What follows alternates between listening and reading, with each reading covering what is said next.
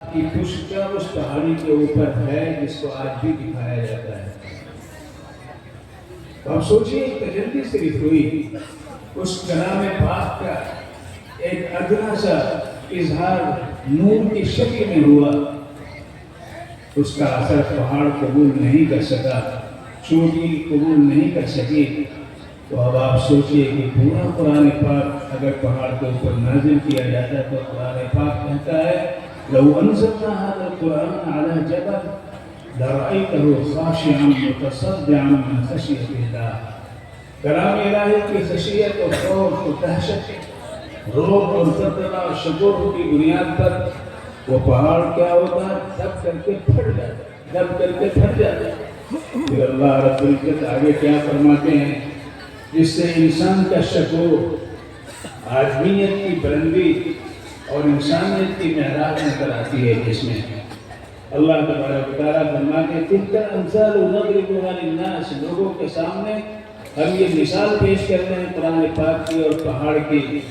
یہ مثال اس بات کی دلیل اور شہادت ہے کہ اللہ نے تمہیں کتنا اونچا مقام عطا فرمایا ہے، کیسی قوت، کیسی صلابت اور کیسا تحمل اور کیسی عنایت اللہ رب العزت نے عطا فرمائی ہے، جس کی وجہ سے تم بارگاہ رب العزت کے کلام کو اپنے سینے کے اندر تم جمع کرتے ہو۔ یہ کتنی بڑی دولت ہے اور کتنا بڑا یہ انعام ہے اللہ رب العزت کی طرف سے، یہ انتخاب ہے، یہ وراثت نبوی ہے جو ان بچوں کو اللہ رب العزت نے عطا کیا ہے۔ لہذا اللہ کے رسول نے فرمایا جس نے قرآن پاک پڑھا اور قرآن پاک پر عمل کیا تو اس کے والدین کو ایک ایسا تاج پہنایا جائے گا جس کی روشنی ایسی چمکدار ہوگی کہ آفتاب کی روشنی اس کے سامنے مات ہوگی۔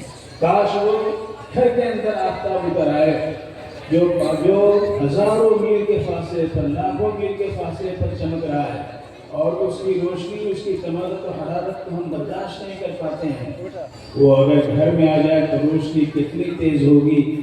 تو اللہ کے رسول صلی اللہ علیہ وسلم فرماتے ہیں لو کانت فی بیوتکم، اگر وہ آفتاب تمہارے گھر کے اندر آ جائے تو جو روشنی اس کی ہوگی، اس کی روشنی سے زیادہ والدین کو جس کے بچے نے قرآن پاک پڑھا ہے، اس پر عمل کیا ہے، اس کو جو تاج پہنایا جائے گا وہ اس تاج کی روشنی اس سے بھی بڑھ کر کے ہوگی۔ تو اب سوچو، گمان کرو، احساس کرو، شعور میں لاؤ کہ جو اس نے پڑھا اور اس پر عمل کیا اس کو اللہ رب العزت کس قدر نوازشات سے نوازیں گے اور کیسی دولت بے بہا سے اس کو سرفراز فرمائیں گے۔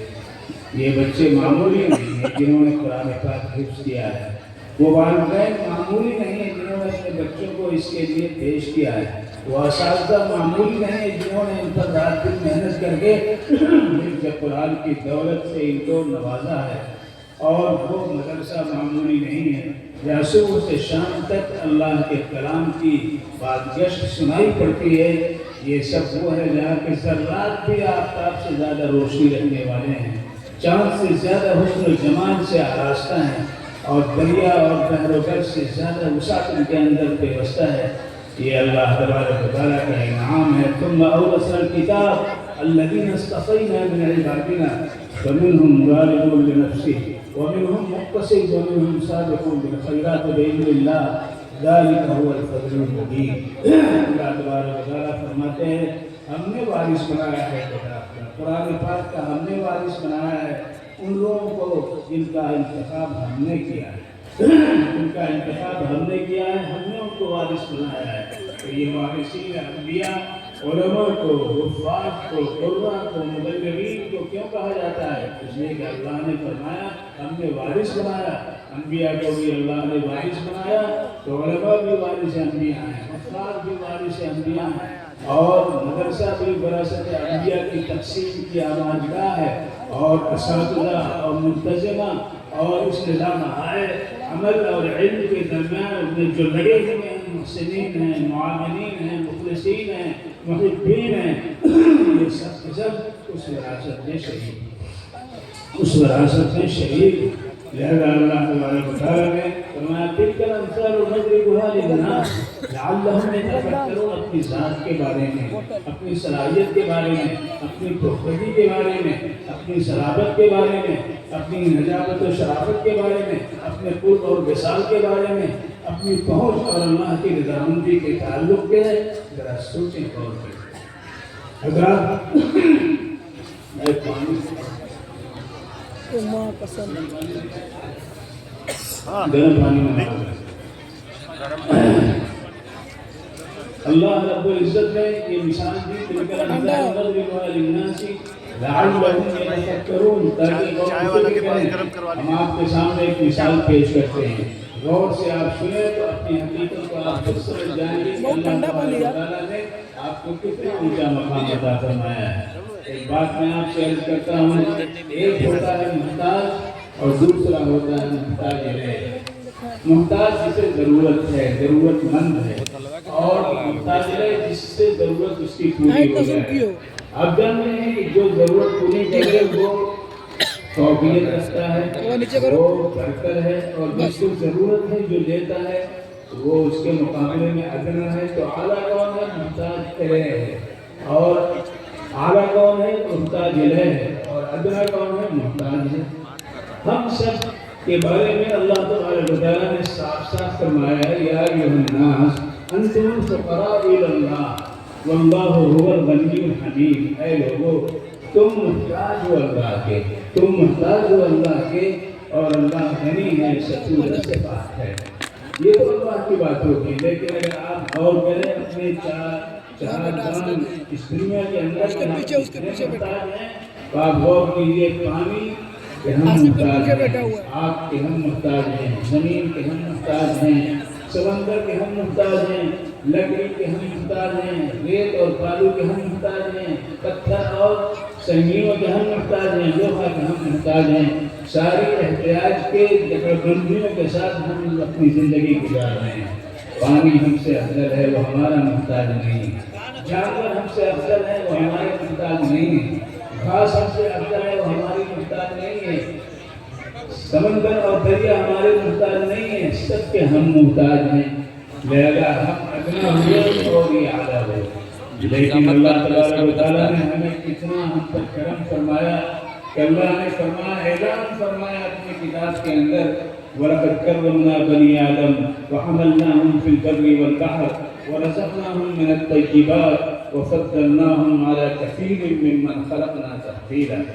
تاکہ کہ ہم نے عزت بخشی ہے بنی آدم کو ہم نے عزت بخشی ہے، اور بحر پر اس کو سوار کیا ہے، یعنی سواری بنا کے بحر پر اس کو سوار کیا ہے، اور پاکیزہ روزی رزق سے اس کو نوازا ہے، اور بہت سی فضیلتیں اس کو عطا فرمائی ہیں۔ تو اپنی فطرت کے اعتبار سے ہم محتاج ہیں، اور اللہ نے محتاج الیہ پر ہم کو فوقیت عطا فرمائی ہے۔ تو اللہ کا کتنا بڑا احسان ہماری جانب ہے، کتنا بڑا احسان ہے۔ پھر اللہ رب العزت نے پہاڑ کے بارے میں کہہ دیا بہت کمزور ہے، دریا بھی بہت کمزور ہے، سمندر بھی بہت کمزور ہے، یہ زمین سب بہت کمزور ہیں، ان کے اندر سکت نہیں اٹھا سکیں۔ لہذا اللہ نے اسی زمین سے ہم کو پیدا کر کے ہمارے اندر ایسی صلاحیت رکھی، ایسی طاقت رکھی، ان سب پر ہمیں فوقیت عطا فرمائی ہے، برتری عطا فرمائی ہے۔ کہ اللہ کا کتنا بڑا احسان ہے، کتنا بڑا انعام ہے۔ ایک چیز ہوتی ہے دے دی جاتی ہے، اور دوسری چیز ہوتی ہے اس کو باقی رکھنے کی بات ہوتی ہے۔ اللہ نے اعلان فرما دیا کہ انسان کو اللہ نے مکرم بنایا ہے، انسان کو باعزت بنایا ہے، انسان کو برتری عطا فرمائی ہے، انسانیت کو کرم نوازشات سے نوازا ہے۔ اب ان چیزوں کو باقی رکھنا، اس کو مینٹین رکھنا، مینٹیننس اس کا صحیح رکھنا، یہ ہر چیز میں ہم اس کو ضروری سمجھتے ہیں۔ ہم گھر بناتے ہیں، مینٹیننس کرتے رہتے ہیں، ہم کوئی چیز کرتے ہیں اس کو مینٹیننس کرتے رہتے ہیں تاکہ وہ اصلی شکل میں باقی رہے۔ تو ہماری کرامت اصلی شکل میں، ہماری عزت اصلی شکل میں، ہماری برتری اصلی شکل میں، ہماری فوقیت اصلی شکل میں، قربت الہی اور رسالت ربانی کا اصل جو محور ہے اس شکل میں یہ چیز ہمارے پاس رہے۔ اس کے لیے اللہ رب العزت نے ایک چیز اور اتارا ہے، وہ ہمیں عطا فرمایا ہے اپنی نوازشات سے۔ وہ کیا چیز ہے؟ اللہ نے وہ ایمان کی دولت ہمیں دی۔ ایمان کی بنیاد پر مینٹیننس ہوتا رہتا ہے، ایمان کی بنیاد پر کبھی تنویر اور نور کے اندر جماعت نہیں پیدا ہوتی ہے، ایمان کی بنیاد پر قرب کے دھاگے کو وہ توڑ نہیں سکتا ہے، ایمان کی بنیاد پر انسانی ابتری کو، انسانی برتری کو ابتری سے نہیں بدلا جا سکتا ہے، یہ اللہ کا کرام ہے جس کو تبدیل نہیں کیا جا سکتا ہے۔ لا تبدیل لکلمات اللہ وتمت کلمۃ ربک صدقا وعدلا لا مبدل لکلماته وهو السمیع العلیم۔ اللہ کے رسول صلی اللہ علیہ وسلم کے پاس صحابہ کرام تشریف لے آئے، غزوہ خندق کا موقع ہے، خندق کی کھدائی ہو رہی ہے، ایک چٹان آ جاتی ہے، بہت بڑی چٹان، ایسی چٹان جو توڑے ٹوٹ نہیں رہی ہے۔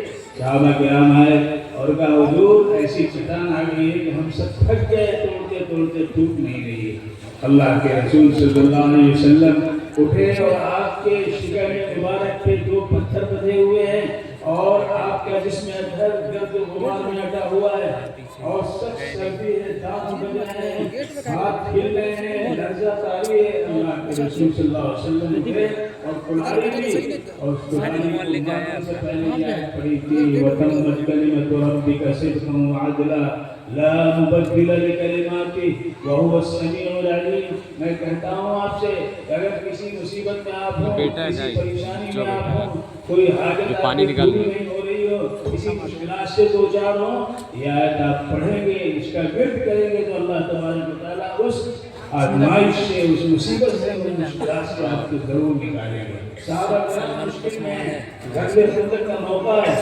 صحابہ حضور کے پاس آ رہے ہیں اور حضور نے کون سی آیت پڑھی؟ سورہ انعام کی آیت 8ویں پارے کے شروع میں آیت ہے وَتَمَّتْ كَلِمَةُ رَبِّكَ صِدْقًا وَعَدْلًا۔ آپ کے پروردگار کی بات مکمل ہو چکی ہے اور سچائی کے ساتھ، اعتدال کے ساتھ ہو چکی ہے، لہذا اب کوئی تبدیلی اس میں نہیں ہو سکتی ہے۔ لا تبدیل لکلمات اللہ، اس کلام میں کوئی تبدیلی ممکن ہی نہیں ہے۔ اللہ سننے والا ہے کون کیا کہہ رہا ہے اور اللہ جاننے والا ہے کیا اسے کہنا چاہیے جس کو وہ سن رہا ہے۔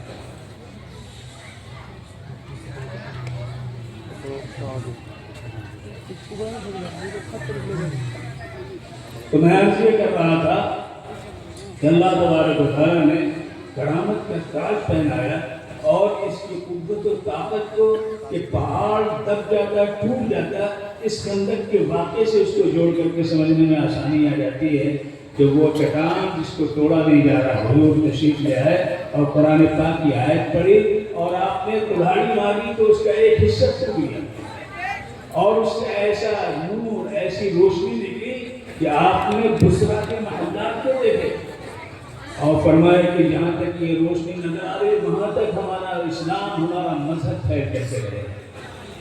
لہذا پہاڑ ٹوٹ گیا، لہذا پہاڑ کے اندر وہ طاقت نہیں، قوت نہیں۔ ایک موقع پر ترمذی شریف کی روایت ہے، کتاب التفسیر کی آخری روایت، وہ میں آپ کو سنانا چاہتا ہوں، توجہ سے سنیے، ہم سناتے رہیں آپ کو کچھ دیر تک کہ فرشتوں نے کہا اے اللہ اس کائنات میں سب سے زیادہ طاقتور کون ہے؟ عجیب و غریب سوال تھا کہ کون طاقتور ہے؟ فرشتے پوچھ رہے ہیں۔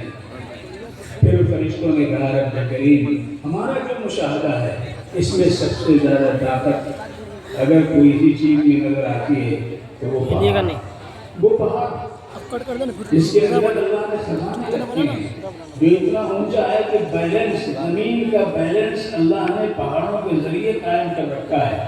تو فرشتوں نے کہا رب کریم ہمارا مشاہدہ ہے کہ پہاڑ سب سے زیادہ طاقت ہے۔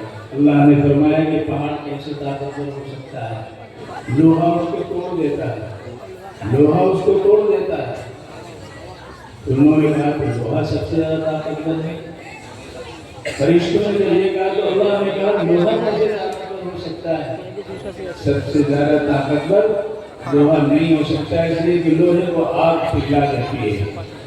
تو فرشتوں نے کہا کہ آگ سب سے زیادہ طاقتور ہے۔ اللہ نے کہا آگ کیسے طاقتور ہو سکتی ہے؟ آگ کو پانی پگھلا دیتا ہے۔ تو فرشتوں نے کہا کہ تب پانی سب سے زیادہ طاقتور ہے۔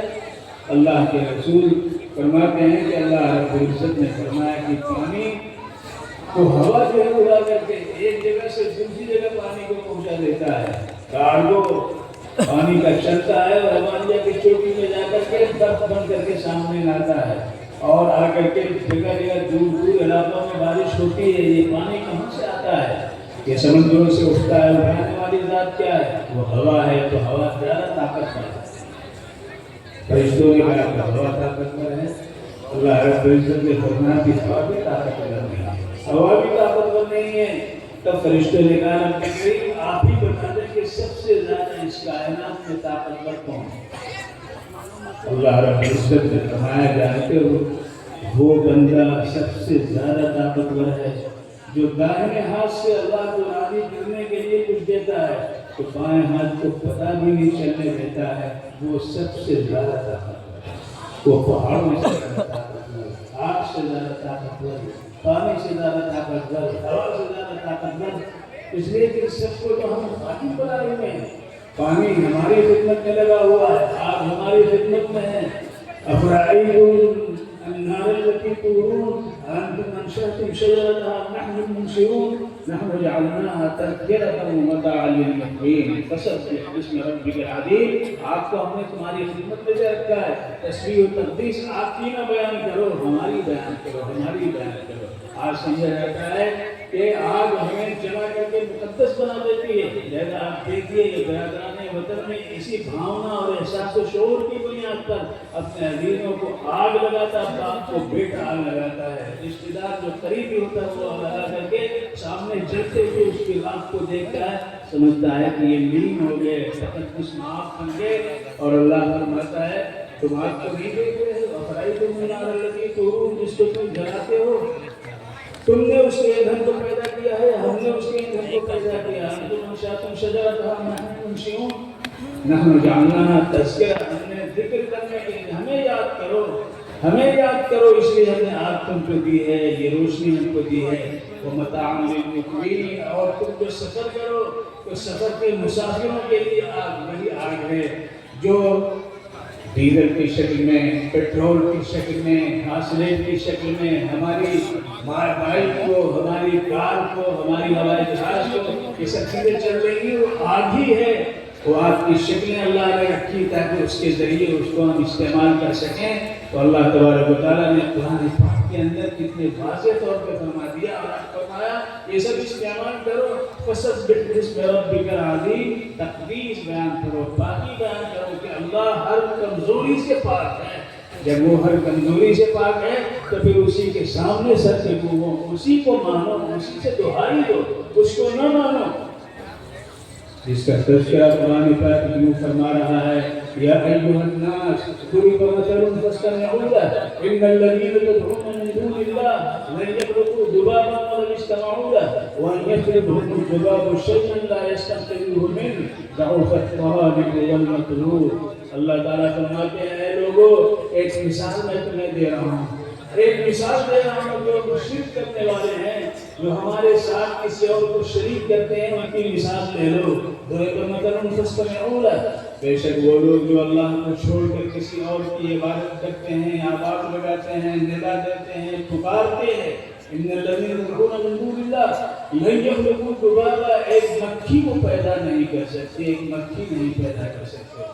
اگر سب مل جائیں، 1 کروڑ نہیں، 2 کروڑ نہیں، 13 کروڑ اگر مل جائیں جن کے تعلق سے کوئی یہ کہتا ہے کہ یہ ہمارے کام بنانے والے ہیں، اس سے کام چلتا ہے، یہ سب کچھ ہیں، نہیں، سب کے سب جمع ہو جائیں بنا اجتماع ہوا تو ایک مکھی کو پیدا نہیں کر سکتے۔ وہیں یسلبھم الذباب شیء، اور اگر مکھی ان کے پڑے ہوئے کھانے کو، دودھ کے قطروں کو، مشروبات کو جو اس پہ ڈالے جاتے ہیں، سامنے بھوک کی شکل میں رکھے جاتے ہیں، اس میں سے اٹھا کر کے مکھی چلی جائے تو اس کو واپس نہیں لا سکتے ہیں۔ یہ تو ضعف الطالب والمطلوب، کتنے کمزور ہیں یہ اور کتنے کمزور ہیں وہ جو ان سے دو لگاتے ہیں۔ اللہ نے یہ فرمایا واضح طور پر قرآن پاک کے اندر اس حقیقت کو واضح طور پر پیش کیا تاکہ اپنے اہلیت کو سامنے لے آئے۔ اللہ یہ ساری چیزیں اس نے پیدا کی ہیں اور تم اپنے اس کرامت کے مینٹیننس کو، اس کرامت کے تاج کو، اس کی کبوتاب کمزور نہ پڑنے پائے۔ اللہ نے ایمان سے نوازا ہے اور ایمان اتنا جو ہے قوی ہے، ایمان اتنا جو ہے سرمایہ کے اعتبار سے بہت بڑا سرمایہ ہے۔ اللہ رب العزت نے فرمایا ان الذين كفروا وماتوا وهم كفار فمن يقبل من احدهم ملء الارض ذهبا ولو افتدى به اولئك لهم عذاب اليم وما لهم من ناصرين. بے شک وہ لوگ جنہوں نے کفر کیا، اللہ کا انکار کیا، اللہ کے دین کا انکار کیا، اللہ کے کلام قرآن پاک کا انکار کیا، اللہ کی شریعت کا انکار کیا، منشا شریعت کا انکار کیا، ان کو ذرا سوچ کر غور کر لیں جب وہ مر جائیں گے اور موت کفر کی حالت میں اگر ان کی آ گئی ہے تو کل اللہ کی پکڑ سے اپنے آپ کو بچانے کے لیے کیا کریں گے؟ چاہیں گے کہ ہمیں دنیا کے برابر سونا مل جائے تو ہم اپنی جان کو بچانے کے لیے پیش کر کے اللہ کے عذاب سے ہم بچنے کی کوشش کریں گے. اللہ کہتا ہے ہرگز ہرگز نہیں، قبول نہیں کیا جا سکتا ہے. دوسری جگہ اللہ رب العزت نے فرمایا الذین استجابوا لربهم الحسنى والذین لم يستجیبوا له لو ان لهم ما في الارض جميعا ومثله معه ليفتدوا به اولئک لهم سوء الحساب ومأواهم جہنم وبئس المہاد.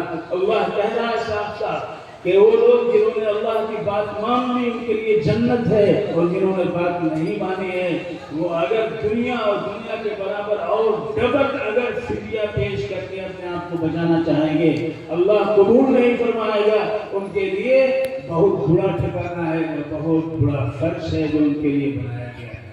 لہذا اللہ کا کتنا بڑا یہ کرم ہے کہ جو ایمان اس نے ہمیں عطا کیا ہے، اس کے ذریعے ہمارا دین مینٹیننس ہوتا ہے، اس کو صحیح کیا جا سکتا ہے. ہماری شریعت ہمارے لیے مغفرت کا قبولیت کا ذریعہ بن سکتی ہے، وہ ایمان ہے. آج جو صورتحال ہے لوگوں ہمارے سامنے، وہ ذرا غور سے اس پر غور کرو کہ ہم سے مال و منال کو چھیننے کی کوشش کی گئی، ہمارے بچوں کو قتل کرنے کی کوشش کی گئی، طرح طرح کے فسادات سے ہم کو آزمایا گیا، نہ جانے کیسے کیسے. لیکن آج کے دور میں خاص طور سے پوری دنیا میں کوشش چل رہی ہے کہ صاحب ان سے جو دین ایمان ہے وہ سرمایہ چھین لیا جائے. ابھی کل ہمارے ایک آئے نہیں ہے 18 بائیں اس کتاب میں کہا کہ ہندوستان میں بسنے والے سب ہندو ہیں. اچھی بات ہے. پھر انہوں نے جو دلیل تھی، سوچیے دلیل کیسے دے رہے ہیں. اتنا پڑھا لکھا آدمی جس کو سنچارک مقام پر فائز کیا گیا ہے، وہ ایسی بات جو دنیا درجے کی کر رہا ہے. اس طور پر وہ کہتا ہے کہ جرمن میں بسنے والے جرمنی کہلاتے ہیں، امریکہ میں رہنے والے امریکہ کہلاتے ہیں، تو ہندوستان میں بسنے والے ہندو کیوں نہیں کہہ رہے ہیں؟ ارے بھائی ہندوستان میں بسنے والے ہندوستانی کہو نہ کہے ہندو کیوں کہہ رہے ہیں؟ یہ لنگی کو مار رہا ہے. اگر جرمنی میں بسنے والے جرمنی کہلاتے ہیں، امریکہ میں بسنے والے امریکن کہلاتے ہیں، اسپین میں رہنے والے اسپینش کہلاتے ہیں، تو آپ صاف صاف کہو کہ ہندوستان میں بسنے والے ہندوستانی کہلائیں گے. ہمیں اس کو یہ اعتراض ہے، ہم ہندوستانی ہیں اور فخر کے ساتھ ہم کہتے ہیں کہ ہم ہندوستانی ہیں، ہم بھارت کے ہیں، بھارتی ہیں، اس میں کوئی شک نہیں. لیکن ہندو جب آپ کہتے ہیں تو ہندو ایک مذہبی نام ہے، ایک ایسے کمیونٹی کا نام ہے جو شرک اور کفر کے اندر مبتلا ہے. وہ توحید سے الگ ہے. ہم توحید و کفر کو ایک نہیں سمجھتے ہیں، نہ سمجھیں گے. اس لیے کہ اگر ہم نے ذرا بھی ادھر کوئی بات کی تو ہمارا تو ایمان ہی غلط ہو جائے گا. لہذا آج کے دور میں ابھی آپ نے سنا ہوگا کہ ہمارے پارلیمنٹ کے اندر وندے ماترم کے تعلق سے 45 منٹ تک 45 گھنٹے تک یہ گفتگو ہی کا خلاصہ ہوا. معمولی بات جس پر بنکم چٹرجی نے یہ لکھا تھا وہ انگریزوں کا زمانہ، وہ انگریزوں کا زمانہ تھا، اور جس زمانے کے اندر RSS جو ہے وہ خفیہ تدبیر ان کے حق میں کیا کرتی تھی، اس نے کبھی جو ہے وندے ماترم نہیں پڑھا، کبھی نہیں پڑھا وندے ماترم. آج صاحب اس کو کہتے ہیں قومی گیت ہے، لہذا سب کو پڑھنا ہے.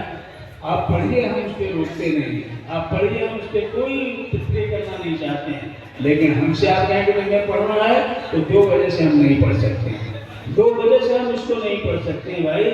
پہلی وجہ تو یہ ہے کہ اس کے اندر درگا کے تعلق سے تعریف و توصیف کی بات کہی گئی ہے. اور درگا ایک دیوی، تصوراتی دیوی ہے اور اس کی پوجا ہوتی ہے. اگر مسلمان اس درگا کو کے تعلق سے کوئی تعریف و توصیف کے کلمات کہے تو اس کا ایمان جو ہے خطرے میں پڑ جائے گا. لہذا اس بنیاد پہ ہم نہیں. دوسری بات یہ ہے کہ اس کے اندر مسلمانوں کے قتل عام کی بات کہی گئی ہے کہ مسلمانوں کو قتل کر دیا جائے، ختم کر دیا جائے. بتائیے گیت کوئی گا سکتا ہے اپنے قدر کی گیت کو گا سکتا ہے؟ کتنی بے عقلی کی بات ہے. اور یہ مطالبہ کرنے والے کتنے بے عقل ہیں کہ کہہ رہے ہیں تمہارے قدر کی بات ہے اور تم اس کو گاؤ. ظاہر ہے کہ یہ اقتدار کا نشہ ہے، جذبہ ہے، جس کی بنیاد سے ایسا کہہ رہے ہیں. لہذا ان دو وجہوں کی بنیاد پر ہم قطعاً نہیں کہیں گے، نہ اس کو مانیں گے. ہاں جن گن من ادھیرائے جے کہا جاتا ہے، ہم نے اس کو قومی ترانہ سمجھا کر لیتے ہیں، اور اس کے مطابق اس سے پہلے جو کہا گیا سارے جہاں سے اچھا ہندوستان ہمارا، یہ ایسا ہے کہ جب پڑھا جاتا ہے سما بچ جاتا ہے، دل کھینچنے لگتا ہے، آنکھیں جو ہے سننے کے لیے دیکھنے کے لیے اس منظر کو بیتاب ہو جاتی ہیں. ہم پڑھتے ہیں عزت کی نگاہ سے پڑھتے ہیں، ہم اس کو کرامت کی حق میں سمجھتے ہیں. لہذا ہم ہندوستانی ہیں، ہندو نہیں ہیں. ہندوستانی ہیں، ہندو نہیں ہیں. اگر جرمن والے جرمنی ہیں، امریکن والے امریکنی ہیں، اسپینش اسپینی ہیں، تو یاد رکھو، صاف صاف صاف اعلان کرو کہ ہم ہندوستان میں رہتے ہیں، ہندوستانی ہیں، ہندو نہیں، ہندو نہیں ہیں. پھر اگر آپ کو یہی اعتراض ہے کہ صاحب فلاں نے یہ لفظ دیا ہے دہلی، ایسے دہلی لکھا ہوا آن سون نہیں لکھا ہوا، میں نے دیکھا کئی جگہ دہلی سے لکھا ہوا ہے. کیوں؟ آن سون تو انگریزوں نے دیا تھا نا، دہلی اس کا نام تھا، اس کو آن سون کر دیا کہ صاحب سون ندی کے اوپر یہ آباد ہے. آج اس کو ختم کر دیا گیا کہ وہ انگریزوں نے دیا ہے. یہ توڑ دو اس لیے کہ مسلمانوں نے دیا ہے. تو صرف ہندو بھی تو مسلمانوں ہی نے دیا تھا نا، اس کو بھی چھوڑ دو. ہندو کس نے دیا ہے؟ اور ہندو کے معنی خود ہی بتاتے ہو کہ ہندو کے معنی اچکے ہیں، چٹکے کے ہیں، چور کے ہیں، بدماش کے ہیں، لٹیرے کے ہیں. پھر اس کو کیوں ہمیں بھی ان میں شامل کر رہے ہو؟ ہمیں کیوں شامل کر رہے ہو؟ اگر تمہیں شامل ہونا ہے مبارک تمہیں، ہم اس پر کوئی ٹپڑی نہیں کرتے، کوئی تبصرہ نہیں کرتے. تو بات یہ ہے میرے عزیزوں اور دوستوں، حقیقت کو سمجھنا چاہیے. یہ اقتدار کے نشے میں، غلبے کے نشے میں کبھی کوئی کامیاب نہیں ہوا ہے دنیا کے اندر. نمرود کامیاب نہیں ہوا، فرعون کامیاب نہیں ہوا، شداد کامیاب نہیں ہوا.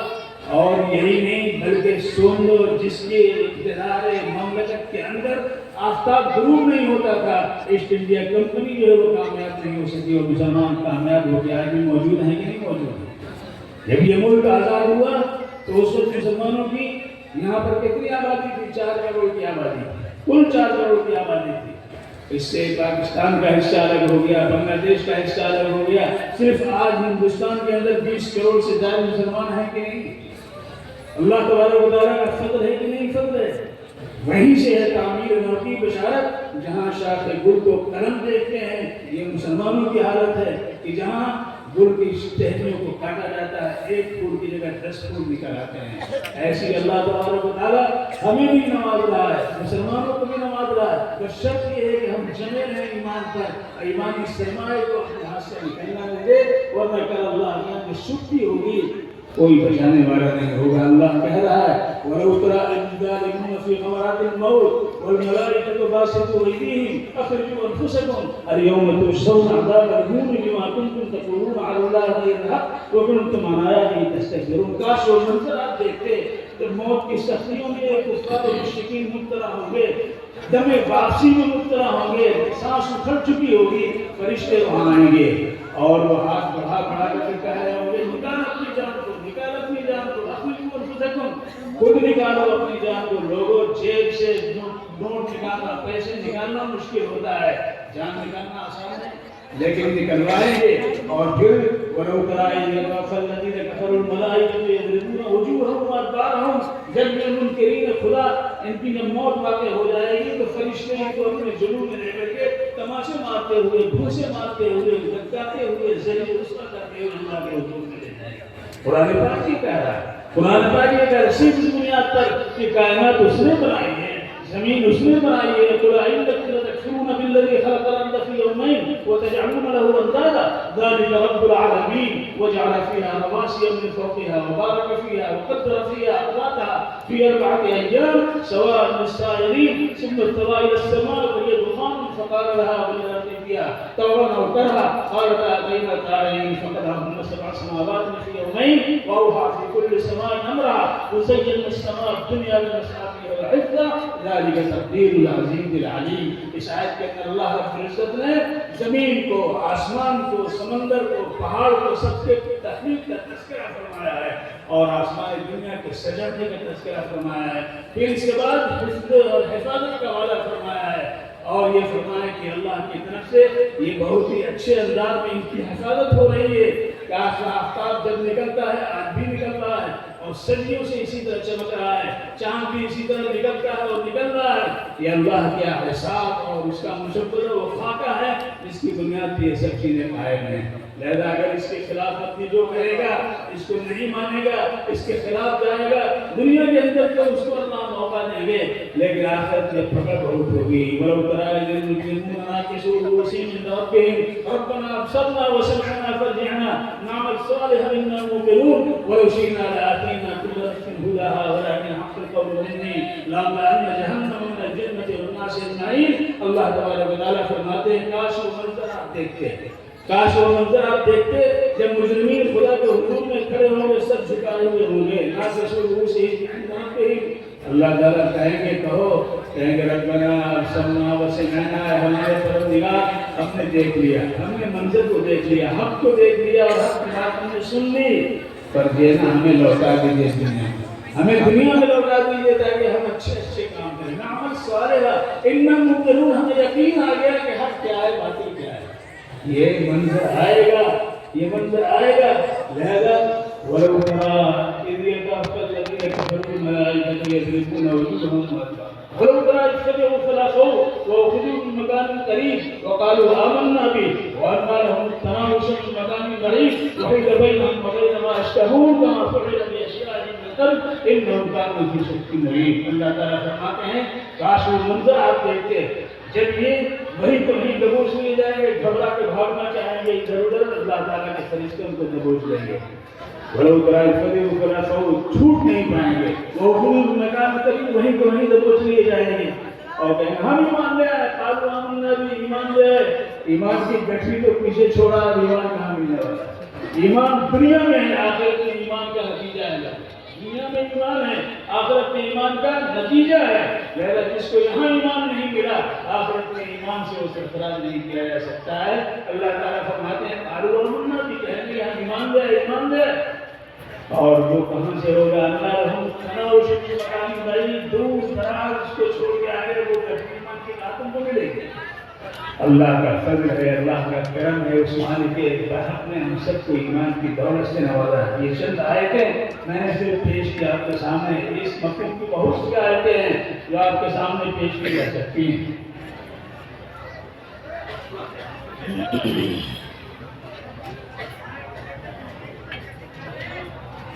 تو یہ چند آیتیں میں نے آپ کے سامنے پیش کی جس سے ایمان کی حیثیت، حقیقت، اہمیت کا اندازہ ہوتا ہے۔ لہذا آج کا یہ دن ہمارے لیے سرمایہ افتخار، عزت اور اللہ کی طرف سے قرب اور وصال کا ذریعہ ہے کہ ہمارے درمیان ہمارے بچوں نے قرآن پاک کو مکمل یاد کیا۔ ہمیں یاد پڑتا ہے حضرت مولانا علی میاں رحمۃ اللہ علیہ کے دسترخوان پہ ایک پنڈت جی موجود تھے اور وہ برابر حضرت کے پاس آیا کرتے کہنے لگے کہ حضرت روس سے 6 حفاظ ریگوید، یجوید، سامویل اور ایک اور یہ 4 ویدوں کے حافظ مانے گئے ہیں اور 6 لاکھ روپیوں کے لیے تجویز کیا گیا ہے۔ حضرت مولانا سن کے مسکرائے اور کہنے لگے کہ پنڈت جی عجیب بات ہے کہ آپ کے پاس 6 حفاظ اپنے ویدوں کے نہیں ہیں اور آپ اسی دسترخوان پہ دیکھیے جتنے آپ بیٹھے ہیں ان سے 2/3 حفاظ ہیں جو حافظ قرآن ہیں، اور ہمارا چھوٹا ضلع ہے رائے بریلی، اس رائے بریلی ڈسٹرکٹ میں اگر تلاش کیا جائے تو ہزاروں کی تعداد میں حفاظ مل جائیں گے۔ اللہ کے رسول صلی اللہ علیہ وسلم کے ذریعے ہمیں کتنی بڑی دولت ملی ہے۔ چھوٹے چھوٹے بچے، اس لیے اللہ نے فرمایا تلک الامثال نضربها للناس، ہم لوگوں کے سامنے یہ مثال پیش کر رہے ہیں تاکہ تم غور کرو اللہ نے تمہیں کیسا اونچا مقام عطا فرمایا ہے، کیسی قوت و طاقت عطا فرمائی ہے۔ لہذا ہم قرآن پاک سے جتنے قریب ہوں گے اللہ کی حفاظت میں آتے چلے جائیں گے، اس لیے کہ اللہ نے فرمایا ہے اِنَّا نَحْنُ نَزَّلْنَا الذِّكْرَ وَإِنَّا لَهُ لَحَافِظُونَ، ہم نے ذکر کو یعنی قرآن پاک کو اتارا ہے اور ہم ہی اس کی حفاظت کرنے والے ہیں۔ لہذا اللہ رب العزت حفاظت کتاب کی صاحب کتاب کے ذریعے ہوتی ہے، لہذا کتاب کی حفاظت کے ذریعے پڑھنے والوں کی ہوگی، پڑھانے والوں کی ہوگی، جہاں پڑھایا جائے اس مدرسے کی ہوگی، اور ہر چیز جو اوپر سے آتی ہے لوگوں اس کو تحفظ حاصل ہے، وہ خط نہیں کیا گیا۔ روشنی اوپر سے آتی ہے، چاند کی خنکی اوپر سے آتی ہے، بارش کے قطرے اوپر سے آتے ہیں، اب وہ بات اوپر سے آتی ہے، ہوا اوپر سے آتی ہے، یہ سب آج تک ختم کیے گئے ہیں، ہم اس سے فائدہ اٹھاتے ہیں۔ تو یہ مدرسہ کہاں سے آیا ہے؟ مدرسہ بھی تو اوپر سے آیا ہے، یہ مدرسہ بھی اوپر سے آیا ہے۔ جس سب فرشتوں نے کہا کہ رب کریم کی سواب جو ہے وہ قیامت ارضی اور جانشین خلاف بنانے کے لیے کس کے بارے میں آپ فرما رہے ہیں؟ یہ جائیں گے کہ ان کے ساتھ نہ برپا کریں۔ اللہ تبارک و تعالیٰ نے وہاں سارے فرشتوں کو جمع فرمایا اور حضرت آدم کو اللہ نے سارے اسماء ذہن میں بٹھا دیے اور حضرت آدم سے کہا پڑھاؤ سکھاؤ ان کو، وعلم آدم الاسماء كلها ثم عرضهم على الملائکہ، پیش کیا تاکہ پریزنٹیشن ہو جائے۔ حضرت آدم سامنے کھڑے تھے، واحد معلم تھے، اور سارے کے سارے فرشتے جو ہے متعلم بن کے ٹکٹکی باندھ کے دیکھ رہے تھے کہ کیا کہتے ہیں یہ۔ لہذا جب حضرت آدم نے ایک ایک چیز کے نام بنا دیے تو سب بے دستپا ہو گئے، اور اپنے اس کہے کی بنیاد پر انہوں نے سر و سجود ہو گئے حضرت آدم کے سامنے، سجدہ سہو ادا کیا اللہ کے حکم سے کہ آدم کے تعلق سے تم نے کہا یہ معلم ہے، لہذا سب کے سب جھک گئے، فسجدوا لآدم، لہذا سب کے سب جھک گئے، اور جو نہیں جھکا قیامت تک آخرت تک قرآن درگاہ کر دیا گیا اور زندگی میں ہمیشہ یاد درگاہ رہے گا۔ لہذا معلم جو قرآن پاک پڑھاتا ہے، معلم جو اسماء الہیہ کو یاد کرتا ہے، معلم جو اسماء الہیہ کی تکرار کرتا ہے، معلم جو اسماء الہیہ کے برکات اور اس کے نیکیوں کو گناتا ہے، وہ کیسے زیر ہو سکتا ہے لوگوں؟ وہ مدرسہ جو اللہ نے وہاں قائم کیا ہے وہ قائم ہوا اور اترا تو یہ زمین پر اللہ نے اس کو اتارا ہے۔ یہ مدرسہ اس کی نسبت اور اس کا سلسلہ، اس کا رابطہ آسمان اور عرش الہی سے قائم ہے، اس کو کون مٹا سکتا ہے؟ جگہیں مل سکتی ہیں، عمارتیں مل سکتی ہیں، ان کو بلڈوزر کیا جا سکتا ہے، لیکن اسلام اور ماڈل سے ضرور کو ختم نہیں کیا جا سکتا ہے۔ جس طرح کے آپ نے روس کے اندر 70 سالہ جو ان کا وہ تھا کمیونزم کا وہاں پر غلبہ تھا، اس میں انہوں نے قرآن پاک کے اوراق کو پھاڑ دیے، جلا دیے، قرآن پاک جس کے گھر میں ملتا تھا اس کو پھانسی دے دیتے تھے، بلکہ یہاں تک میں نے سنا ہے پڑھا ہے، بلکہ ایک شخص وہاں پر گئے پاکستان کے تھے، جمعے کا دن تھا اور انہوں نے چاہا کہ جمعے کی نماز پڑھیں، تو لوگوں نے کہا چلے جائے ایک مسجد ہے، وہاں پہنچے، مسجد بند پڑی ہوئی تھی، معلومات بنا کے پاس جس کی جو ہے وہ کنجی ہے، وہ کنجی لے کر کے آئے، اس کو کھولا تو پوری مسجد گرد و غبار سے ہٹی ہوئی تھی، جالوں سے بھری ہوئی تھی۔ انہوں نے آ کے جھاڑو دیا، صفائی کی، سب سوچ رہے تھے کہ پولیس آئے گی ان کو پکڑ کے لے جائے گی، لیکن پھر انہوں نے اذان دی، نماز پڑھی، باہر نکلے تو جس کے گھر سے چابی ملی انہوں نے کہا کہ بھائی ایک کپ چائے پی لیجیے ہمارے گھر، چائے پی لی۔ اس کے بعد ایک چھوٹا سا لڑکا تھا، اس کے بعد قرآن پاک سناؤ، کوئی بچے نے قرآن پاک سنایا، دوسرے نے قرآن پاک سنایا، تیسرے نے قرآن پاک سنایا، وہ حیرت زدہ، پھر اپنا جیب میں قرآن پاک کا نسخہ رکھے ہوئے تھے، انہوں نے پیش کیا بیٹے اس کو دیکھ کر کے پڑھو، وہ بچے نہیں پڑھ رہے، بچے پڑھ ہی نہیں پا رہے تھے، لیکن قرآن پاک جہاں پہ پوچھے ہمارے سنا رہے تھے، وہ حیرت زدہ یعنی یہ کیا ہے؟